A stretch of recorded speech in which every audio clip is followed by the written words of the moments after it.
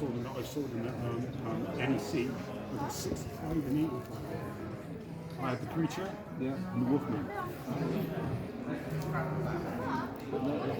Do you ever go to NEC?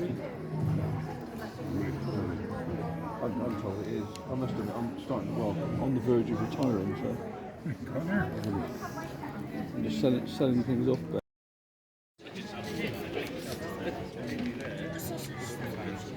I have got a box. I've got one there. Watching that no.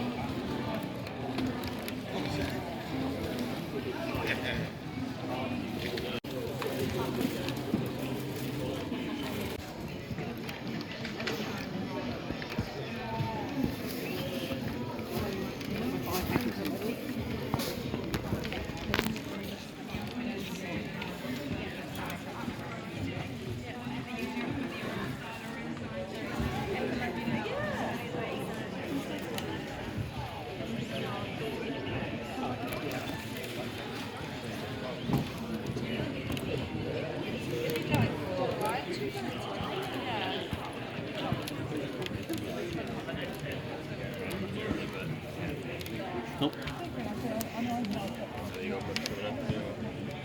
I'm just trying to do this 2 a month a minute, just to help out. It's nice to have it on the side hustle, isn't it?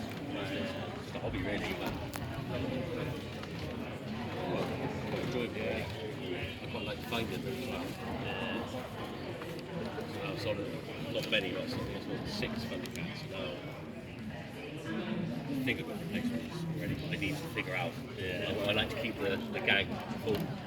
If that makes sense. Well, there's always that one person be like, oh, I'm looking for the full set. Someone might just go after stuff. I sold it earlier. I got more, but only with one. Which is silly. But I didn't expect to sell 2 of the same thing.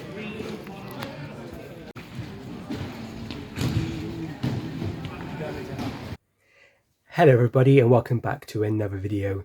So today we are selling our collections at the Taunton Toy Fair. Now this is the first ever one they've ever done. So it is our first ever one we've done at this venue and I would say it's pretty cool. We've had a really good day. It's a bit different than the big toy fairs, obviously because it's a small one. But they let you you set up for like 9 o'clock, 9:30 sort of thing, and the doors open at 10. Which is so much easier than the big shows where you have to get up really early in the morning. By putting it on at a slightly later time, I think it will allow other people from the area to get there, which I think is really good. The venue itself is really cool, and for the first time ever, the actual staff help you, unload your car, unload your vans, and set up your tables. Obviously, you set your own tables up, obviously like your own stuff, but it was such a nice little touch to have those people come around and just make it a bit easier for us loading into the actual venue. The actual day was really good. We kind of thought it was going to be quite a small venue. Maybe I honestly imagined 5 or 6 sort of tables, but I would say there was at least 30 dealers there, I think, overall, and there was a lot of good stuff. Most of it was Star Wars, He-Man, loads of Pokemon, video games, which is really cool. Some Marvel stuff. There was a few dinky and die-cast sellers, but they bring in the good stuff. It was really nice actually. And it was kind of modern stuff for once, which is really nice. It's all really good stuff. Every single store had something on it I wanted to buy. But yeah, fantastic day. And I sold a load of good stuff. I met a load of people I haven't seen before, and hello to all you. But should we go through what I bought?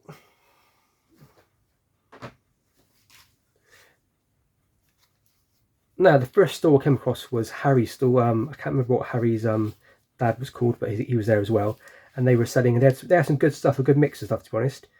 But these were all £1 each, guys. I got trading cards of the Ninja Turtles from the first movie. I got trading cards of Ghostbusters 2. and I got 2 packets of unopened Pokemon stickers from 1999, 2000, made by Merlin, Tops Merlin. Yeah, those are really cool. I saw somebody else selling these for £1, £1.99 each, so to get them at half price was really cool. And yet, by the end of the day, the whole box of them just sold out. So fair play to him. My dad was really cool. He went up to the store also, and they did a very good deal with us, where he bought a load of James Bond toy guns from the GoldenEye era. We sell them for about £25 to £30 if we're lucky. They sell really slow. Maybe one every 2 or 3 toy shows will sell one. But we bought 10 for £150, so £15 each is a fantastic deal. As I carried on walking around, when people were setting up, I saw this, and I'm really into my my models at the moment, and it's the Lord of the Rings Fellowship of the Ring set Attack at Weathertop, and this was £18, but I said, would you do 15? They said yes straight away. I'm pretty sure it's sealed. It's obviously got a plastic seal, but I think it might have it feels like it's sealed, but because they're metal miniatures, I think. Yeah, they're designed by the Perry brothers, according to this, which is pretty cool.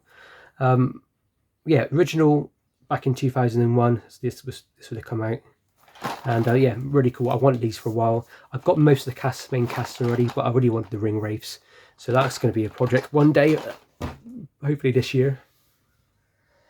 And then walking around, I saw somebody else was selling these top loaders. A girl. Then in the end, she had some great Pokemon stuff. So I thought for £2.99, that's not bad. Usually you can get these for around about £5. So for £2.99, it's not bad at all. Let me show you some. We cut randomly to yesterday. The day before, I went to a car boot sale, and it was pretty rubbish, to be honest. But I found a few things I just wanted to show you. I found a X-Wing Luke from the original series. This is the original one. A little scuff on his hand there, unfortunately, but the rest of them is really good quality. His emblems on his helmet are perfect. They usually kind of rub off, but that was £1, so loving that. And these are 50p a pair, I think, if I remember rightly. These are Action Man toothbrushes from the I think these are late 90s, early 2000s, 2004. So my brother, as a kid, entered into a competition back in, it must have been 1998, 1999, and he won with his drawing, and they sent him some toothbrushes. So when I saw these, it just reminded me of them.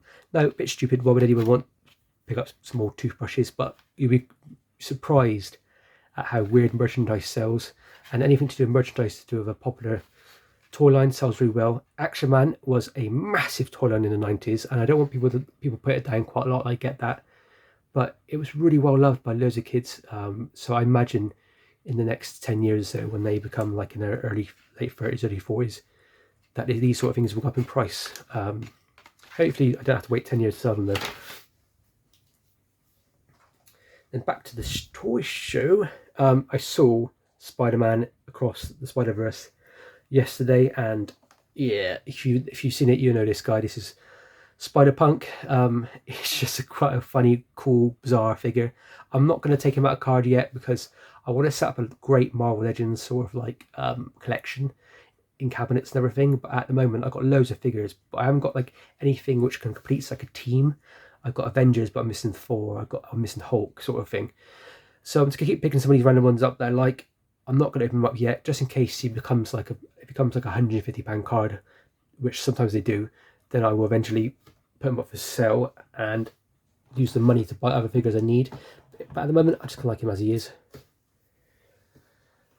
So the last thing I bought, because I thought I wanted to spend a bit of money to try and get something back, some kind of investment, and some guy had some amazing comics, and I just picked through them all. They're a bit all over the place, and I'm not a massive comic book collector. I just pick them up when I think they're right and it feels right.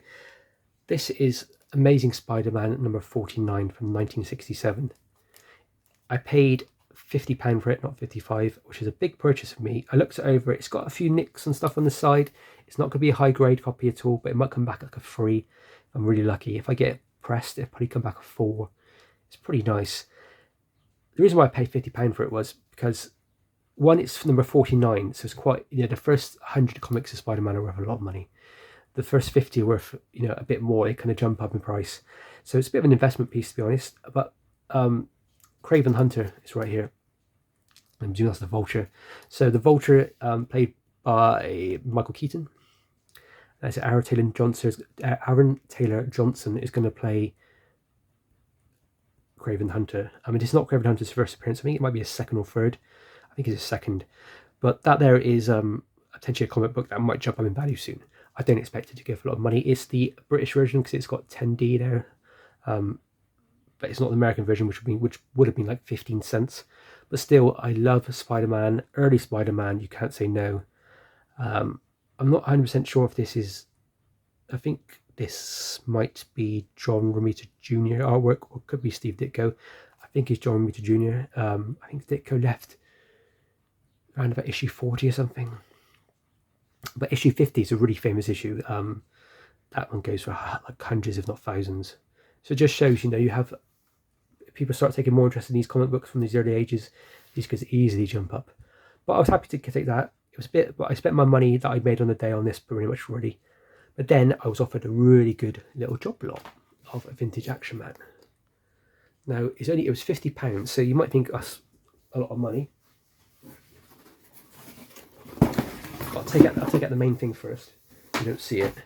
So it's a box, and it's basically just an Eagle Eyes figure. His hands are still soft, which is quite nice, but he's starting to deteriorate. Let me move that comic away, I don't damage it. And it comes with a little kit, and it's all pieces of stuff. There's nothing in it that's special, guys. There's no, medals. There's no German stuff. It's all really broken pieces, really, to be honest. It's all stuff like this, which is like a knockoff weapon. That knockoff weapon sort of thing, broken thing. Now, these go for about £40 now, these Action Man. So I could probably get 40 for him quite happily, to be honest. He's really cool. But the reason why I bought it was, I noticed there's this. Now this is Hyperman. It's the Spanish version of Action Man, if you will, or G.I. Joe. He is in really nice condition. Like, really nice, apart from a bit of a scuff on his eyebrow. There's no cracks. He feels like he's easier to break than an Action Man. Like, he'll shatter easily. But yeah, he's in really nice condition. Looks online, these can easily go for £75, £80, just as they are as a figure. It's really cool. Now, you might know it pronounced as Guyperman, but he's Spanish, so it's pronounced Hyperman. I can't really do an accent, but yeah, really cool. So, in theory, I should make all my money back on that job lot of bits anyway. The bits are worth about 15 quid. The figure's worth about 40. And then this one, it's easily worth, I don't know, I might just try 65 plus postage for him, which means I'll make about £50 profit out of it. It's not a bad little day, I don't think. So that was it. Great little show. I think the next show they're doing is in September, and I really hope, I think he said it was in Portsmouth, but I really hope they do another one in Taunton, because it was amazing. It was such a nice little show. Lots of people brought their kids along as well, which was quite good. I sold so many like cool toys. One kid was buying up all my Ghostbusters or my Jurassic Park stuff. Another kid was really after all my Batman stuff. It was really, really nice to see young people starting off their collections, and especially some of these kids knew their thing very well. One kid picked up a Kevin Costner Robin Hood figure from the Prince of Thieves line, and he was like, "Oh, is this what's his face, Val Kilmer from Willow?" And I was like, "No, it's not, but it looks like it. It sure does." And I was like, "I can't believe this kid. He must have been about 10 years old, knew everything." But fair play to him. I wish there was more kids like that. So yeah, guys, please leave in the comments what your favourite pickup of mine is. The Guy from Man is a surprise pickup, to be honest. But the comic book is just so lovely. It's really nice. I'm going to potentially get it graded. Grading on that is going to be like £30. I think a pressing is about 30 as well. I'm not really sure if I need a pressing. I need some people's experts' idea, really. Their opinions. But yeah, love it. Love it, love it. So guys, as always, thank you very much for watching. Please like and subscribe for many more videos. I've got many more videos to come. I go to lots of toy fairs. And as always, guys, stay safe and most importantly, happy hunting.